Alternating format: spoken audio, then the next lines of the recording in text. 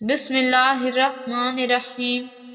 محترم خواتین و حضرات، کسی گاؤں میں ایک عورت اپنے 5 سال کے چھوٹے بچے کے ساتھ رہتی تھی۔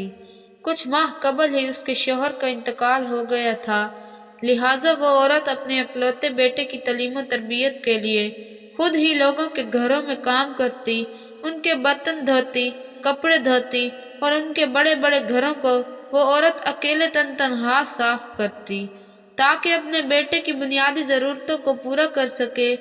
وقت گزرتا گیا اور کئی سال بیت گئے۔ اب اس کا بیٹا جوان ہو گیا تھا اور کسی اچھی کمپنی میں نوکری کرنے لگا تھا۔ اس کی شادی ہو گئی تھی اور ایک پیارا سا بیٹا بھی تھا۔ وہ عورت اپنے بڑھاپے کی دہلیز پر دستک دے رہی تھی۔ بیٹا شادی کے بعد اور نوکری ملنے کے بعد ماں کا احترام کرنا تو دور کی بات، ماں کے ساتھ ڈھنگ سے بات بھی نہ کرتا تھا۔ اس بوڑھی عورت کی زندگی میں فرق صرف اتنا آیا تھا کہ پہلے وہ غیروں کے برتن اور کپڑے دھوتی تھی، اب اپنے بہو بیٹے کے جھوٹے برتن دھو رہی تھی۔ پہلے وہ عورت دوسروں کے گھروں کی صفائی کرتی تھی، اب یہ بہو کے ہوتے ہوئے بھی اپنے گھر کی صفائی کرنے پر مجبور تھی۔ خیر جو بھی تھا، لیکن تھی تو وہ ایک ماں ہی۔ اپنے بیٹے کی خوشی کی خاطر وہ اپنے ہر دکھ جھیلنے کو تیار تھی۔ بیٹے کے پاس دولت کی کمی نہ تھی، اللہ کی دی ہوئی ہر چیز اب اس کے پاس تھی، لیکن ماں کو اس نے گھر کے ایک الگ کمرے میں چھوڑ کر رکھا تھا جہاں موسم کی شدت کو روکنے کے لیے ماں کے پاس کوئی بندوبست نہ تھا۔ اس کا بیٹا جب کئی دنوں کے بعد ماں کے کمرے میں جاتا تو صرف ماں کو گزرے ہوئے وقت کی محرومیاں یاد کرواتا۔ ایک دن سردیوں کی سرد شام میں اس کی ماں سوچ رہی تھی کہ آج اس کا بیٹا کام سے واپس آئے گا تو وہ اسے کہے گی کہ اس کی کمزور ہڈیوں میں اب سردی کو برداشت کرنے کی ہمت نہیں رہی۔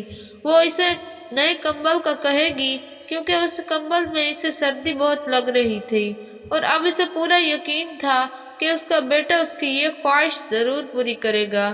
رات کو بیٹا جب گھر آیا تو ماں نے بڑے پیار سے اسے نئے کمبل کا کہا تو بیٹا غصے سے آگ بگولا ہو گیا، کہنے لگا، ماں ابھی میں کام سے آیا ہوں اور آتے ہی آپ اپنا مطالبہ لے کر آ گئی ہیں۔ ماں جی تم کو تو پتہ ہے کہ کتنی مہنگائی ہو گئی ہے، اب تمہارے پوتے کو اسکول داخل کروانا ہے، اس کا یونیفارم اور کتابیں لینی ہیں، گاڑی کی قسط ادا کرنی ہے، میں نے ابھی اپنے لیے جیکٹ خریدنی ہے، تمہاری بہو کے لیے شال لانی ہے۔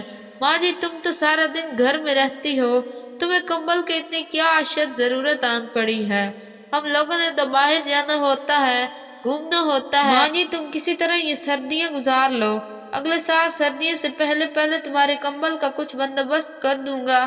بوڑھی ماں خون کی آنسو پی کر چپ چاپ اپنے بوسیدہ کمرے میں واپس چلی گئی اور پھٹے ہوئے کمبل کو اوڑھ کر ٹوٹی ہوئی چارپائی کے کونے میں سکڑ کر لیٹ گئی۔ صبح کو جب بیٹے کی آنکھ کھلی تو پتہ چلا کہ پچھلی رات ماں اللہ کو پیاری ہو گئی ہے۔